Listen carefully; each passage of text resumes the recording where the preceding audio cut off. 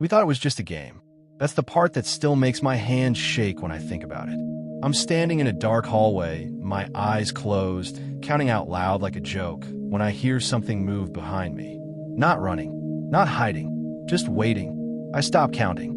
No one laughs. The house is quiet, but not empty. I feel it before I hear it. The air changes. The silence feels heavy, like something is listening to my voice. Then I hear breathing, right behind me, too slow to be human. I turn around fast, expecting to see one of my friends trying to scare me. There's no one there, but the basement door is open, and it wasn't open before. That's when the counting starts again. Not from me, from somewhere inside the house. And I realize something terrifying. The game already began. We just didn't start it. How it all started. 5 of us stood inside an abandoned house at the edge of town. The kind of place everyone warned you about, but no one could explain why. The windows were dusty. The walls were cracked. And the door shut on its own the moment we stepped inside.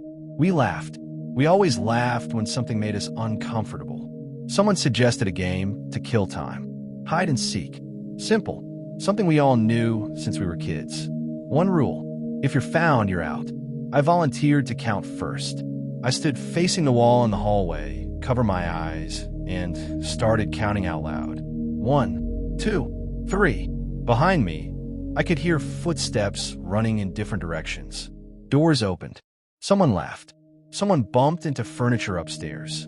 By the time I reached 20, the house was completely silent. Not the normal kind of quiet, the heavy kind.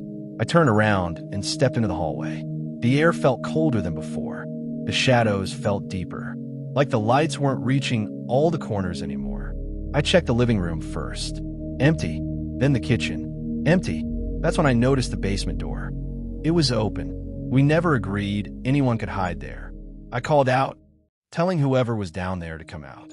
My voice echoed back at me, sounding smaller than it should have. No answer. I stepped closer. That's when I heard breathing, right behind me. Slow. Calm. I spun around. Nothing. My heart was pounding now, but I forced myself to laugh. I told myself someone was trying to mess with me. That's what friends do. Then I heard footsteps upstairs. I climbed the stairs slowly, trying not to make sound. Halfway up, I saw someone standing at the end of the hallway. Their back was turned to me, facing the wall. I called their name. They didn't move. I took a step closer. The lights flickered. When they came back on, the hallway was empty. That was the end of the first round. We laughed again after that. Nervous laughs. Someone said I was trying too hard to scare them. Someone else said the house was just creepy. So we switched seekers. This time I hid. I found a small closet in one of the bedrooms and squeezed myself inside. It smelled like dust and old wood. I pulled the door shut and tried to stay quiet. The counting started downstairs. But something was wrong. The numbers were too slow, and they weren't coming from one place. I heard counting from the stairs, then from the hallway, then from inside the walls around me. My hands started shaking. I covered my mouth so I wouldn't breathe too loud. Footsteps moved down the hallway. They stopped right in front of the closet. I waited for the door to open. It didn't. The footsteps walked away. Then I heard a scream. It didn't last long. The lights came on moments later. We all gathered in the hallway.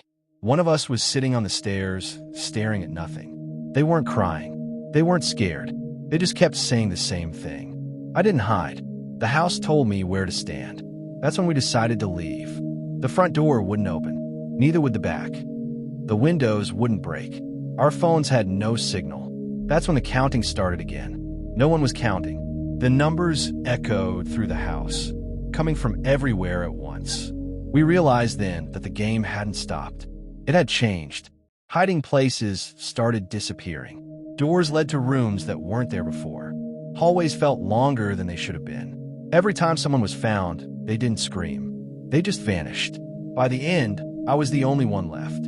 I stood in the hallway, listening to the counting start again. But this time I didn't hide, because I finally understood the rules. We were never meant to win. We were never meant to leave. The rules never said the game would end, only that it would start.